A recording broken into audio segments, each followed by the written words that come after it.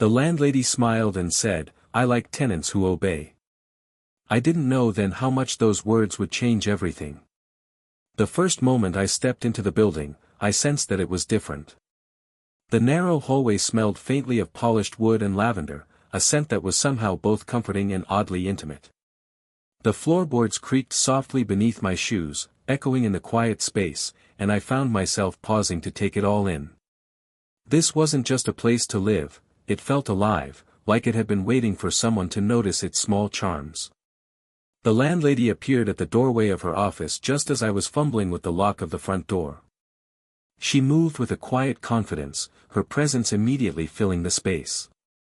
Her hair was dark and long, catching the light in soft waves, and her eyes, calm yet piercing, held a subtle warmth.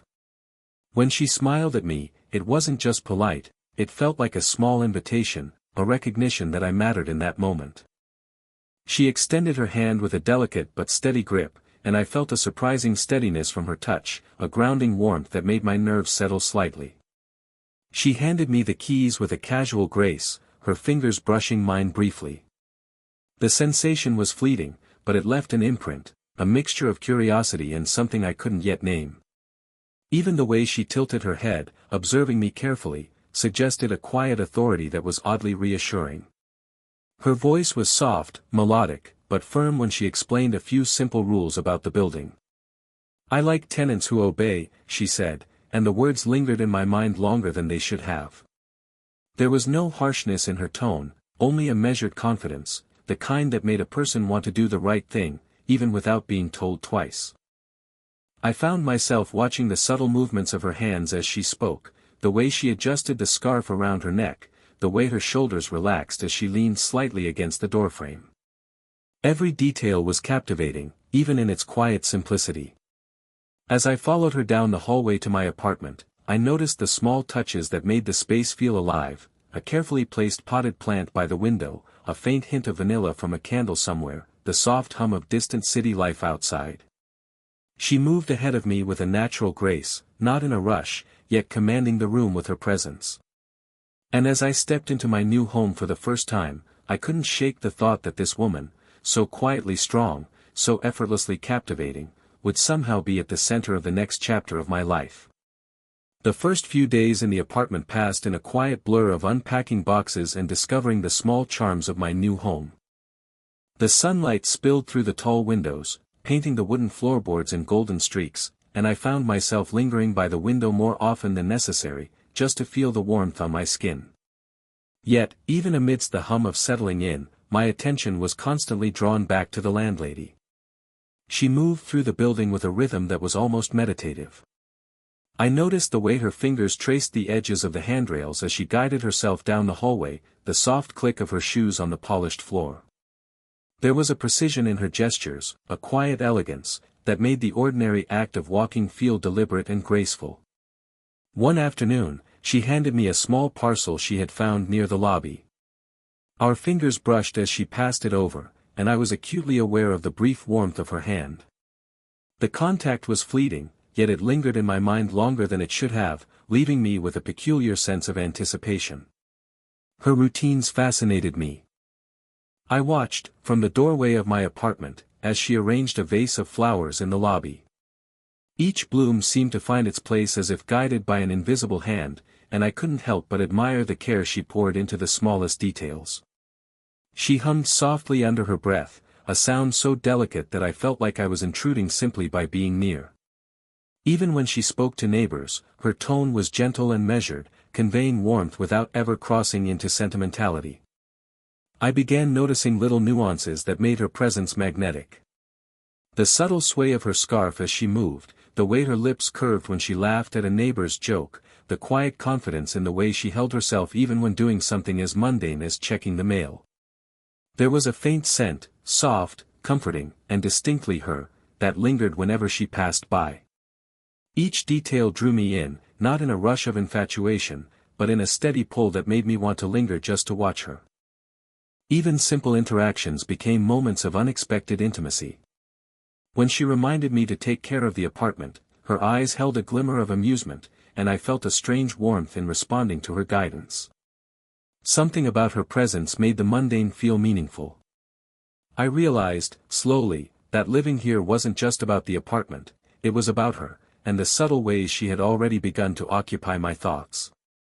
It was in the quiet moments that I began to feel the subtle pull between us, the kind of connection that doesn't announce itself with grand gestures but settles in with the gentle persistence of a familiar melody.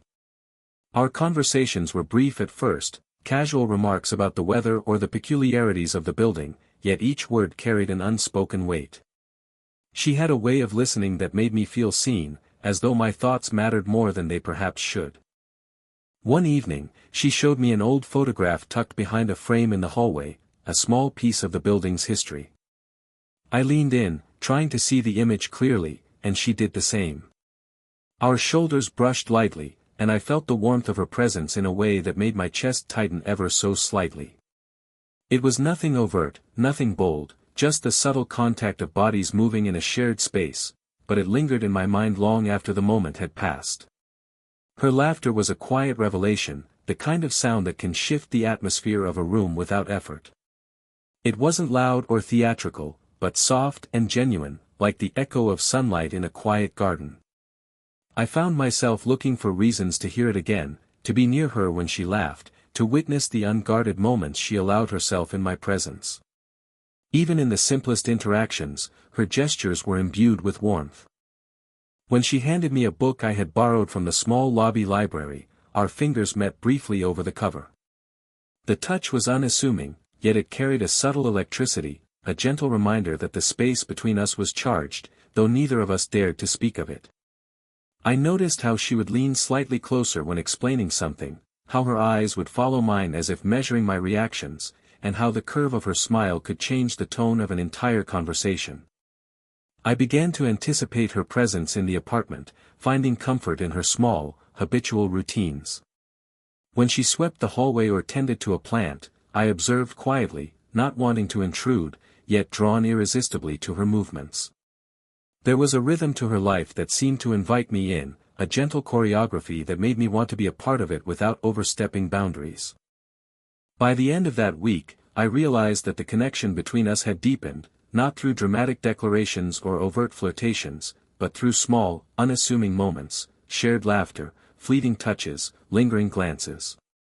Each instance wove a thread between us, delicate yet persistent, and I understood that this slow, deliberate intimacy was only just beginning.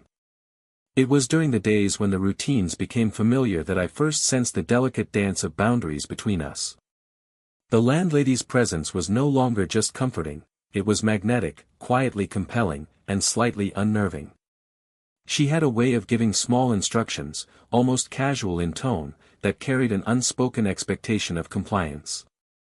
It wasn't domineering, it was effortless, subtle, as if observing her rules was part of participating in the rhythm of her world. One afternoon, she asked me to water the plants in the hallway. "They thrive when treated gently," she said, her voice calm but hinting at a certain playful authority. I knelt to water the first pot, and as she leaned over to adjust a leaf, her shoulder brushed mine. The contact was accidental, or so it seemed, but it sent a jolt through me, a mix of anticipation and hesitation. Her eyes caught mine for a fraction of a second, and I felt exposed in the quietest way, aware of the subtle tension threading between us. Even simple guidance became charged with meaning. She showed me how to adjust the curtains to let in the perfect light, her hand lightly resting on my arm to steady it. The warmth of her touch lingered, and I found myself acutely aware of her presence, of the slow rhythm of her breath, of the faint scent of her perfume that seemed to curl around me like a soft fog. Each gesture was loaded with an intimacy I hadn't anticipated, yet I felt no rush, no pressure, only the pull of unspoken rules and quiet anticipation. I noticed her watching me more closely in these moments, the way her gaze would follow my hands as I worked, the subtle tilt of her head as if measuring my response to her presence. There was a teasing undertone, not in words, but in the way she allowed small touches to linger just long enough to be noticed. I felt the tension building, an unspoken game of push and pull, a gentle testing of boundaries that made me both anxious and exhilarated. And yet, even in this delicate tension, there was trust. She never overstepped, her instructions were never intrusive. But the intimacy of these small exchanges, fingertips brushing, shoulders touching, shared space held in a quiet rhythm, was undeniable. I realized I was no longer just a tenant following instructions. I was part of this subtle dance, drawn to her authority, to the quiet strength she exuded, and to the unspoken possibility that lingered in every look, every gesture, every fleeting contact. By the end of that week, I understood that this push and pull wasn't about control, it was about connection. Each small test, each lingering glance, each brushed touch was slowly weaving a thread between us, delicate yet impossible to ignore. And I couldn't help but wonder how far this quiet tension could take us. It was a rainy evening when the quiet vulnerability between us became unmistakable. The soft patter of rain against the windows created a cocoon of sound, isolating the apartment from the distant hum of the city outside. I had just returned from a long day, and she was in the small sitting area near the window, rearranging a stack of old books. There was a subtle heaviness in her expression that I had never seen before, a rare, unguarded moment that drew me closer, silently, as if proximity alone could offer comfort. She spoke softly, almost hesitantly, sharing a story from years past. It wasn't about tragedy or pain, but about a loneliness she had carried quietly through the years. Her voice, usually confident and measured, trembled slightly, revealing a depth of feeling that she rarely let others witness. I listened, sitting close enough to feel the warmth of her presence, aware of the subtle rise and fall of her chest as she spoke. I wanted to reach out, to offer something more than words, but restrained myself, unsure of how to navigate this delicate intimacy. Our hands met almost accidentally, her fingertips brushing mine as she turned a page of an old photograph album she had pulled from the shelf. The contact was soft, almost apologetic, yet it carried an electric undercurrent, a quiet affirmation that vulnerability could be shared without fear. I felt her gaze rest on me, steady and searching, and in that moment, the distance between us felt smaller, more tangible.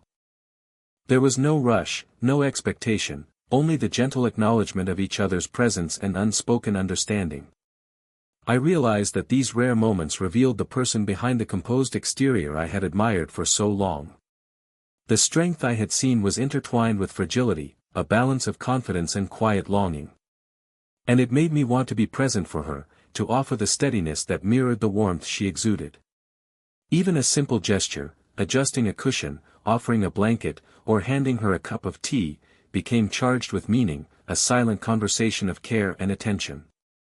By the end of that evening, the apartment felt different. There was a lingering sense of closeness, a subtle emotional tether that hadn't existed before.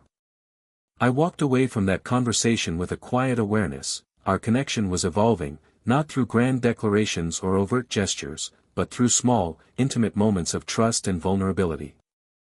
And for the first time, I understood that the slow burn between us was no longer just a tension to observe, it was becoming a bond one wanted to nurture, carefully, quietly, and completely. In the days that followed her moment of quiet vulnerability, the apartment seemed to shift subtly around us. Ordinary routines took on a new weight, each shared glance or accidental touch becoming more charged, more meaningful. We moved through the space with a delicate awareness of each other, each small gesture a silent confession that neither of us fully voiced, yet both clearly felt. I began to notice how the light fell across her face during the late afternoons, how it highlighted the curve of her cheekbones and the warm glow in her eyes. We would often find ourselves in the kitchen at the same time, sometimes preparing tea, sometimes arranging groceries, and our movements seemed to synchronize naturally. Fingers brushed over a cutting board, shoulders nudged gently as we reached for the same utensil, and the simple, mundane act of sharing space became a private rhythm only we understood. Her presence was magnetic, yet never overwhelming. There was a restraint in the way she lingered near me, the smallest of touches, a hand on my forearm as she passed, a casual brush of her hair from her face, that spoke volumes without a single word. Every subtle contact carried a warmth that radiated through me, making my chest tighten in a way that was both exhilarating and grounding. It was the kind of intimacy that doesn't need explanation, only acknowledgement, a slow acknowledgement of trust and quiet desire.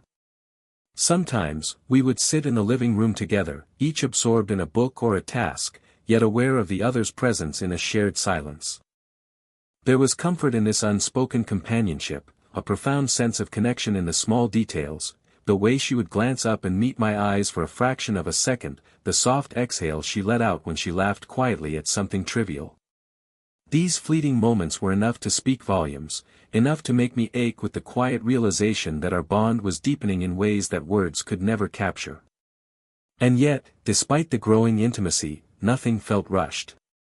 There was no pressure to define what existed between us. It was enough simply to inhabit the same space, to navigate the subtle push and pull of closeness, to recognize the unspoken acknowledgement of desire and care. Each interaction was a thread weaving us together, delicate, tentative, yet undeniably strong. By the end of these quiet days, I understood that our connection had evolved beyond casual familiarity.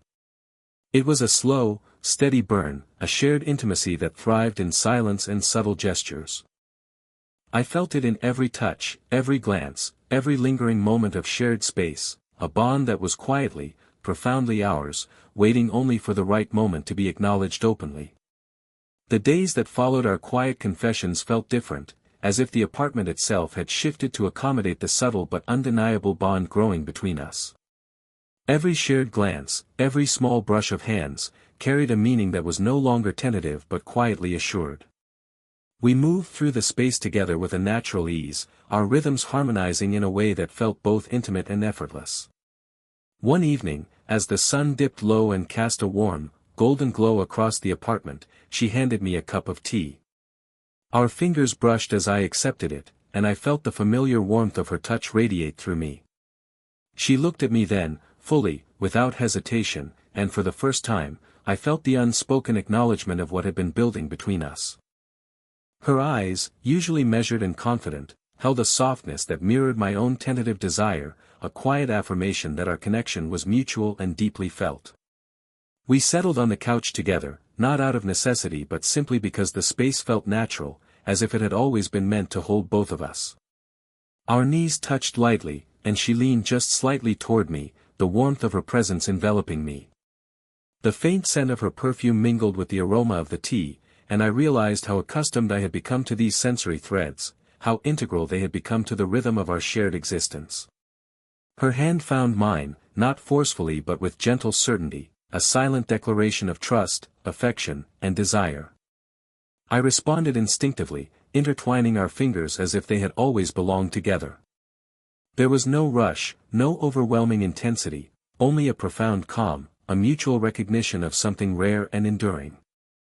Every glance, every subtle touch, spoke of patience, of emotional honesty, of a bond that had grown carefully and intentionally. We shared a quiet smile, and in that moment, the tension of previous days, the hesitation, the unspoken longing, the slow-burn anticipation, was replaced by warmth and clarity. The apartment no longer felt like merely a living space, it had become a sanctuary, a place where trust, intimacy, and affection could flourish without words. By the end of that evening, I understood that our story had reached a natural, fulfilling conclusion. The subtle push and pull, the small gestures and shared silences, had culminated in a bond that was tender, respectful, and emotionally rich. And as we sat together, fingers entwined and hearts quietly aligned, I knew that what we had built was more than fleeting attraction, it was a slow-burning, deeply rooted connection that would endure beyond the walls of the apartment and beyond the ordinary rhythms of everyday life. If you felt the tension, the warmth, and the quiet connection, don't miss the full story. Watch the complete video through the link in the description and experience the slow burn romance from start to finish.